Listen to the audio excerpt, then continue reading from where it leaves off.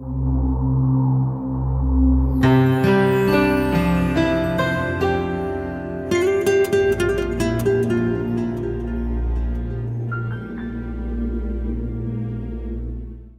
கட்டினா அப்படி ஊசி கோம்பு வச்சு கட்டினா தான் கோயில், சர்ச்சு இல்லைங்களா? ஊசி கோபுரம் வச்சு கட்டினா தான் சர்ச்சு. அல்லது ஒரு பெரிய ஆள் தூக்க முடியாத ஒரு மணியை வச்சா தான் ஒரு சர்ச்சு. அல்லது வெளியில் ஒரு என்ன செய்யணும், சிலுவையை வச்சு அதில் நியான் பல்பு போட்டால் தான் சர்ச்சு. இல்லை அது வெள்ளை எடுத்து இருந்தால் தான் சர்ச்சு. ஏன் ஒரு வீடு மாதிரி இருந்துடக்கூடாதா? ஒரு வீடு மாதிரி. சத்தீஸ்கரில் நான் சொன்னேன், சத்தீஸ்கரில் ஒரு இடத்துக்கு போயிருந்தேன். அங்கே சர்ச்சுன்னு சொன்னாங்க. ஒரு வீடு மாதிரி தான் இருக்குது. இந்த பக்கம் வீடு இருக்குது, இந்த பக்கம் வீடு இருக்குது. எங்கேயா சர்ச்சு? இந்த இதுதான். ஒரு வித்தியாசம் இல்லை. என்ன வித்தியாசம் வேணும்? தேவனுடைய வீடு, வீட்டார், அவ்வளோதான். நமக்கு ஒரு இடம். இதுக்கே ஒரு அடையாளத்தை போடணுன்ற. உடனே ஒருத்தர் சொன்னார், அடையாளம் இல்லைன்னா அங்கே சுவிசேஷம் வந்துச்சா என்னன்னு தெரியாதுல்ல. ஐயா, சுவிசேஷம் வந்துச்சா இல்லையான்னு அடையாளம் கட்டடம் இல்லையா, மக்களுடைய வாழ்க்கை மாதிரி இருக்கிறதா, அதுதான் முக்கியமானது. அவங்களோட பாவத்திலிருந்து மன்னிக்கப்பட்டிருக்காங்களா, சாராயம் ஒளிஞ்சு இருக்கிறதா, அதை விபச்சாரம் ஒளிந்து இருக்கிறதா, அவங்களுடைய அடிதடி ஒளிந்து இருக்கிறதா, இதுதான் அடையாளம் சுவிசேஷத்துக்கு. வெளிப்புறமான அடையாளங்களினாலே இங்கே நாங்கள் சுவிசேஷத்தை அறிவித்து விட்டோம் என்று சொல்லுவது நடக்காது. அது வேதத்துக்கு ஒத்து வராத காரியம். இங்கே மறுபடியும் ரொம்ப ஆணைத்தரமாக நான் சொல்கிறது என்னென்னா, கர்த்தருடைய ஆவியானவர் நம்முடைய இருதயங்களிலே வாசம் செய்கிறார். அவர் மூலமாக நம்முடைய வாழ்க்கை மாறுகிறது, நம்முடைய சமுதாயம் மாறுகிறது. அதுதான் தேவையே தவிர ஆவிக்குரிய காரியத்தை உலக பிரகாரமான காரியத்தோடு ஒப்பிட்டு பார்க்காதே. இந்த உலக பிரகாரமான கட்டடம் பெருசாக கட்டிட்டோம்னா நாங்கள் ஆவியிலே நிறைந்திருக்கிறோன்னு சொல்லாத. ஒரிசா பகுதியிலலாம் போகும்போது சாதாரண நான்லாம் ஒரு இடத்துல நல்ல மழை பெய்யுது, தார்பாலின் பாதி பக்கம் போட்டுட்டு கொடையை பிடிச்சிட்டு உட்காந்துட்டு ஆராதிக்கிறாங்க. கொடை பிடிச்சி உட்காந்துட்டு ஆராதிக்கிறாங்க. செவரு கிடையாது, கதவு இருக்குது. கதவுக்கு எல்லா பக்கத்தில் வந்துடலாம், கதவு நிலம் மட்டும் இருக்குது, கூரை இல்லை. எது அடையாளம்? எது அடையாளம்? மழை வந்துச்சு சர்ச்சுக்கு வரலன்னு சொல்லவங்க ஒரு பக்கம் இருக்க, இவங்க தண்ணி முழங்கால அளவுக்கு தண்ணி இருக்குது, அங்கேருந்து ஆண்டவர் ஆராதிக்கிறாங்க. கர்த்தருடைய ஆவிக்குரிய காரியங்களை உலக பிரகாரமான காரியங்களோடு கூட ஒப்பிட முடியாது.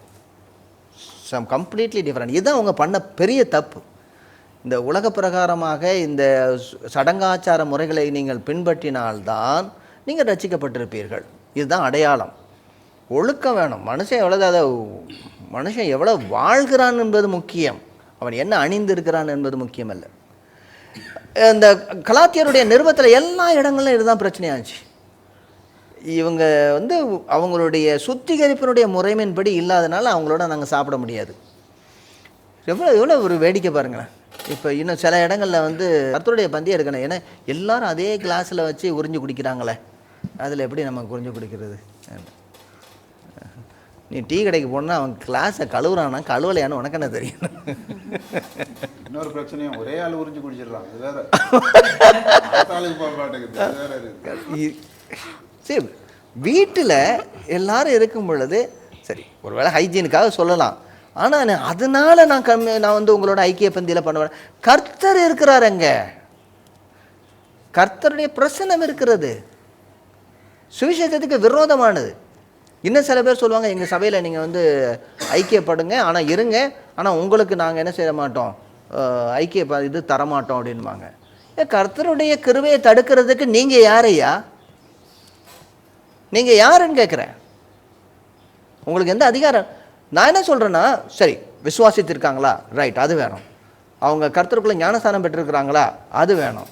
நீங்கள் எந்த சபையை சேர்ந்தவங்க, நீங்கள் நின்றுட்டு வாங்குவீங்களா, நீங்கள் கையை உட்காந்துட்டு வாங்குவீங்களா, நீங்கள் முழங்கால் போட்டு வாங்குவீங்களா, முன்னாடி வாங்குவீங்களா, பின்னாடி வாங்குவீங்களா, யார் கொடுத்தா வாங்குவீங்க? இதெல்லாம் அந்தந்த சபைகளுக்கு உள்ளது முறைமைகள். ஆனால் புதுசாக ஒருத்தர் வந்திருக்காருன்னா, அவர் சபையில் ஐக்கியப்படுகிறாருன்னா ஒன்று கேட்க வேண்டியது, நீங்கள் கர்த்தருக்குள்ளே இருக்கிறீங்களா, விசுவாசத்தில் இருக்கிறீங்களா, ஞானஸ்தானம் பெற்று கர்த்தருக்குள்ளே இருக்கிறீங்களா, முதல்ல விசுவாசித்து ரட்சிப்பு அடைந்திருக்கீங்களா, ஞானஸ்தானம் பெற்று சபையில் இருக்கிறீங்களா, அவ்வளோதான். இது எப்படின்னா, எங்கள் வீட்டுக்கு வந்தால் நீ சோறு போட மாட்டேன்ற மாதிரி இருக்குது. எங்கள் வீட்டுக்கு வந்தால் சோறு போட மாட்டேன், நீங்கள் அந்த வீட்டுக்காரங்க சோறு போட மாட்டோம் உங்களை. இன்னும் இந்த பிரச்சனை, அங்கே ஜாதி பிரச்சனை, இங்கே டினாமினேஷன் பிரச்சனை. இந்த எருசலேம் பிரச்சனை தான் இன்னைக்கும் நடந்துட்டு இருக்கு. நான் அந்த இதுக்கு வர்றேன். இந்த என்னென்னலாம் எருசலேம் பிரச்சனை நமக்கு இருக்குன்னு நம்ம பார்க்க போகிறோம். எங்கே சுவிசேஷத்தில் மாறி போட்டுருக்கான்னு சொல்ல. அப்போது நான் பவுலை சேர்ந்தவன் அப்போல சேர்ந்தவன் சொல்லிட்டு மார்க்க பேதங்கள் அப்போ உருவாயிடுச்சு. ஆமாம், அது இப்போ போட்ட குட்டி தான் இத்தனை டினாமினேஷன் உருவாயிருக்கு. போட்ட குட்டி மன்னிக்கணும் சார், அது போட்ட குட்டினா அதோட. ஆமாம், அதனுடைய தலைமுறையாக வந்துட்டு இருக்கு. ஆமாம், இந்த 1 கொரிந்தியர் 2 கொரிந்தியனுடைய புத்தகங்கள்லாம் அந்த சுவிசேஷத்தை திடப்படுத்துறதுக்காக தான் எழுதுறாரு. கலாத்தியர்கள் நிறுவனம் அது சுவிசேஷத்தை திடப்படுத்தி எழுதுறாரு. நம்ம பார்க்கும்போது எல்லாம் பார்க்கணும். அதுக்கடுத்ததாக 1 தெசலோனிக்கேயர் 2 தெசலோனிக்கேயரும் சுவிசேஷத்தை திடப்படுத்துறதுக்காக எழுதுறாரு. 1 கொரிந்தியர் 2 கொரிந்தியரும் சுவிசேஷத்தை திடப்படுத்துறதுக்காக எழுதுறாரு. ரோமருக்கு எழுதின கடிதமும் பேசிக்கு, ரோமருக்கு எழுதின கடிதமும் ஆனா தான். நீங்கள் எல்லாம் சொல்லுங்க, ரோமருக்கு எழுதின ரொம்ப ரொம்ப கஷ்டங்க, ரொம்ப புரியாதுங்க அப்படின்வாங்க. பவுலடியார் ரொம்ப காரியத்தர், சிம்பிள் மேட்டர் சொல்கிறார். சுவிசேஷம்னா என்னன்னு சொல்லிட்டு வர்றார். இந்த 6 கடிதங்களிலும் நீங்கள் சொல்ல போகிறது இதுவில் தான் நடக்குது. சுவிசேஷத்தில் நீங்கள் திடப்படணும்னு சொல்கிறார். முதலாவதாக எழுதப்பட்ட கடிதம் கலாத்தியர்கள் எழுதியிருப்போம். அந்த நிருபத்தினுடைய எதிரொலி தான் இந்த அந்தியோகியா சபையிலிருந்து அனுப்பப்பட்டிருக்கிற இவர்கள் வந்து எருசலேம் சபையினுடைய கூடுகையில் இதே தான் நடந்துட்டு இருக்கு. இதுதான் கிறிஸ்துவனுடைய மரணமானது ரட்சிப்பின் ஒரு பகுதியை பாதுகாக்கிறதுக்கும் மீதி நம்ம செய்யற நல்ல கிரியைகள், இந்த மாதிரி இந்த எருசலேம்ல சொல்லாங்கல்ல, மோசையின் பிரமாணத்தையும் பிரமாணம், அப்புறம் வந்து சுத்திகரிப்பின் முறை, அப்புறம் அந்த காணிக்கை விட்டுட்டீங்க தசம பாகம், நம்ம அதெல்லாம் பிடிச்சிருக்கோம்ல, விருத்த சேதனம், இதெல்லாம் அதே தான் கொண்டு வராங்க. இந்த காரியங்களை செய்யறதுனால மீதி உள்ள அந்த ரட்சிப்பை பாதுகாக்க முடியும். பிரிச்சுட்டாங்க, பிரிச்சு மேஞ்சிட்டாங்களா, பங்கு போட்டாங்களா? ஒரு நிகழ்ச்சியில் நான் சொன்ன ஞாபகம் இருக்குது. இயேசு கிறிஸ்துவனுடைய சுவிசேஷம், அதில் மேல் நாம் வைக்கும் விசுவாசம், அவருடைய கிருபை, இதுக்கு மேலே எந்த ப்ளஸ்ஸும் போட முடியாது. நீங்கள் எந்த ப்ளஸ் போட்டாலும் அது வேறொரு சுவிசேஷம், அது கர்த்தருக்கு உகந்ததல்ல. எந்த ப்ளஸ் போட்டாலும் சரி, இயேசுவினுடைய சுவிசேஷம், அதில் மேல் நான் வைக்கும் விசுவாசம், கர்த்தருடைய கிருபை, அவ்வளோதான். என்னுடைய சொந்த கிரியை இல்லை, கிருபை. நான் வைக்கிற விசுவாசம் கூட கிரியை கிடையாது, அவ்வளோதான், கிருபை தான். இதுக்கு மேலே எந்த ப்ளஸ்ஸும் போட முடியாது. எந்த ப்ளஸ் போட்டாலும் அது வந்து பிளாஸ்ரியாக தான் ஆகும், நிச்சயமாக முடியாது. கலாத்தியர்கள் நிருபத்தை நம்ம பார்த்து கொண்டு வருவோம். கலாத்தியர்கள் நிருபத்தில் எல்லா இடங்களிலும், அதாவது விசேஷமாக 2வது அதிகாரம் 11வது வசனத்திலேருந்து 17வது வசனத்து வரைக்கும் ரொம்ப தெளிவாக சொல்கிறார். புறஜாதியிலே பிறந்த பாவிகளாயிராமல் சுபாவத்தின்படி யூதராய் இருக்கிற நாமும், வாசிங்க, பிரஜாதியாரில் பிறந்த பாவிகளாயிராமல் சுபாவத்தின்படி யூதராயிருக்கிற நாமும் இயேசு கிறிஸ்துவை பற்றும் விசுவாசத்தினாலே அன்றி நியாயப்பிரமாணத்தின் கிரியைகளினாலே மனுஷன் நீதிமானாக்கப்படுவதில்லை என்று அறிந்து, நியாயப்பிரமாணத்தின் கிரியைகளினால் அல்ல, கிறிஸ்துவை பற்றும் விசுவாசத்தினாலே நீதிமான்களாக்கப்படும்படிக்கு கிறிஸ்து இயேசுவின் மேல் விசுவாசிகளானோம். அவங்களுக்கும் இதே தான், நமக்கும் இதே சட்டம் தான், ஒன்று தான். கலாத்தியர்கள் நிருபத்தில் இதை தான் ரொம்ப தெளிவாக சொல்லி கொண்டு வருகிறார். சரி, இதெல்லாம் பேசி முடித்த பின்பு என்ன செய்கிறாருன்னா, இப்போ யாக்கோபு எழுந்திருந்து சொல்கிறார், சரி இதெல்லாம் நம்ம பேசியாச்சு, இதெல்லாம் நீங்கள் ஒரு பக்கம் வைங்க அப்படின்னு சொல்லிட்டு, உலக தோற்றது முன் தேவனுக்கு எல்லா கிரியைகளும் தெரிஞ்சுக்க, நான் இதை தான் நான் உங்களுக்கு சொன்னேன். இப்போ வந்து அப்போஸ்தலர் நடவடிக்கைகள் 15வது அதிகாரத்துக்கு வாங்க, 15வது அதிகாரம் 18வது வசனத்துக்கு வாங்க. இதுதான் நான் சொல்லிகிட்டே வர்றேன். இதெல்லாம் வந்து கர்த்தருடைய திட்டம். உலக தோற்றம் முதல் தேவனுக்கு தம்முடைய கிரியைகள் எல்லாம் தெரிந்திருக்கிறது. அவர் வந்து என்ன சொல்றது, இந்த மெகா பிக்சர் கார்டு ஆண்டவர்கிட்ட இருக்கு, இந்த பேனோராமாக் பிக்சர் இருக்கு, யாரு எப்ப எப்படி வர வேண்டும் என்பது கர்த்தருக்கு ரொம்ப தெளிவாக இருக்கு. ஓகே, 19வது வசனத்தை பாருங்க. 19வது வசனத்தை, ஆதலால் பிரஜாதிகளில் தேவனிடத்தில் திரும்புகிறவர்களை கலங்க பண்ணலாகாதென்றும், விக்கிரகங்களுக்கு படைத்த அசுசியானவைகளுக்கும் வேசித்தனத்திற்கும் நெருக்குண்டு செத்ததற்கும் இரத்தத்திற்கும் விலகி இருக்கும்படி அவர்களுக்கு நாம் எழுத வேண்டும் என்றும் நான் தீர்மானித்தேன். சரி, இந்த என்ன ஒரு 2-3 காரியங்கள் சொல்றாங்க. என்ன, விக்கிரகங்களுக்கு படைத்த அசூசியானவைகளுக்கும் ஒன்று, அடுத்தது வேசித்தனத்திற்கும், அதுக்கு அடுத்ததாக நெருங்குண்டு செத்ததற்கும், அதுக்கு அடுத்ததாக இரத்தத்திற்கும், ஒரு 3-4 காரியங்கள் சொல்றாங்க. ஏன் இந்த கட்டளைகளை கொடுக்குறாங்க? இது வந்து ஒரு மாதிரி கட்டளை மாதிரி தான். இது மூலமாக ரட்சிக்கப்படுவோம்னு சொல்கிறாங்களா? இல்லை. ஒருத்தங்க வந்து கர்த்தருக்குள்ளே வந்துட்டா இந்த காரியத்தை செய்யக்கூடாதுன்றாங்க. ஏன் இதை செய்யக்கூடாதுன்னு சொல்கிறாங்க? தேவன் அருவருக்கிற காரியங்கள். அதுக்கு அடுத்ததாக பாருங்கள், வேற என்ன இருக்கும்? வேறு என்ன, எதற்காக இதை வந்து சொல்கிறாரு? கட்டளையில் வருதுல இதெல்லாம் கட்டளையில் வருதா? எதுக்காக இந்த காரியங்களை கட்டளையில் கொண்டு வர்றாருன்னு கேட்குறேன். என்ன சொல்கிறாரு? விக்கிரகங்களுக்கு படைக்கப்பட்டதை சாப்பிடாத, வேசித்தனம், திருமண முறைவு, நொறுங்குண்டு செத்தது, அதாவது ரத்தம் வழியாது மறித்தது, அடுத்தது ரத்தத்தை புசித்தது.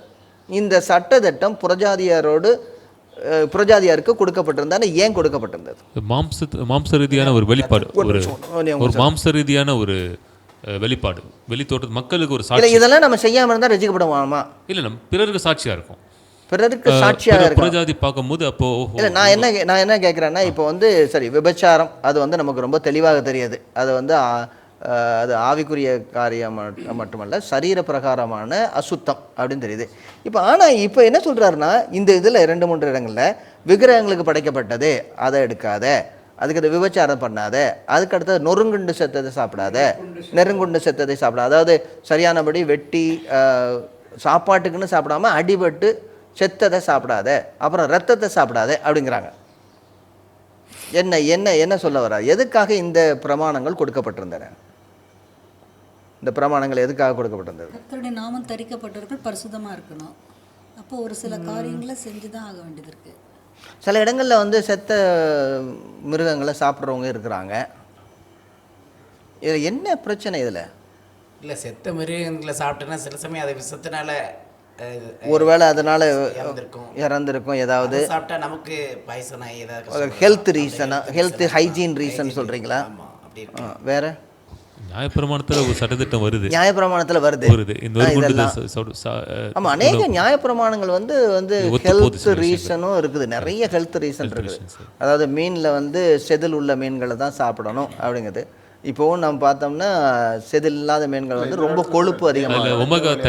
என்னங்க, தேவன் படைத்தவர்கள் எல்லாம் எதோ நம்ம வந்து ஒதுக்கப்பட வேண்டிய. ஆமாம், பரப்பன ஊர்வன சாப்பிட வேண்டியதான். ஆமாம், இப்போ இதை ஏன் இவர் சொல்கிறாருன்னு கேட்குறேன். இதை ஏன் இவர் சொல்கிறாரு? ரத்தங்கிறது மாம்சத்தின் உயிர் ரத்தத்தில் இருக்கிறது. ரத்தத்தில் உயிர் இருக்கு. ஓகே, ரத்தத்தில் உயிர் இருக்குது, அதனால நம்ம ரத்தத்தை சாப்பிடக்கூடாது.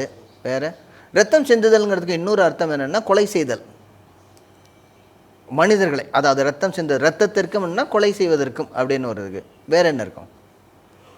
இது எல்லாமே வந்து கலாச்சாரத்துக்கு ஒத்ததா அல்லது நம்ம ஒழுக்க நெறிக்கு ஒத்ததா? ஒழுக்க நெறி பாதி, கலாச்சாரம் பாதி இருக்கிறதா?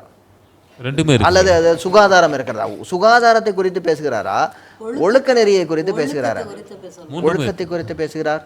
சுகாதாரம் இருக்கு, ஒழுக்கம் இருக்கு, கலாச்சாரம், பரிசுத்தம், மூன்றுமே இருக்கு. மூன்றுமே இது தேவனுக்கு மாத்திரமே நம்ம வந்து அவரை சார்ந்து வாழ்கிற ஒரு டிசிப்ளின் இதில் வருது. அதாவது இதில் தேவனுக்கு விரோதியானவனுக்கு இடம் கொடுக்காதபடிக்கு நம்ம நடக்கணும். 21வது வசனத்தை வாசிங்க. மோசேயின் ஆகமங்கள் ஓய்வு நாள் தோறும் ஜெப ஆலயங்களில் வாசிக்கப்பட்டு வருகிறபடியால் பூர்வ காலம் தொடங்கி சகல பட்டணங்களிலும் அந்த ஆகமங்களை பிரசங்கிக்கிறவர்களும் உண்டே என்றான். சரி, இது எதுக்கு கொடுக்குறாரு? இதை எதுக்கு கொடுக்குறாருன்னு கேட்டேன். வாய் அடைக்கிறதுக்காக சொல்கிறாரோ இல்லை, ஏதோ ஒரு ரீசன் இருக்கு.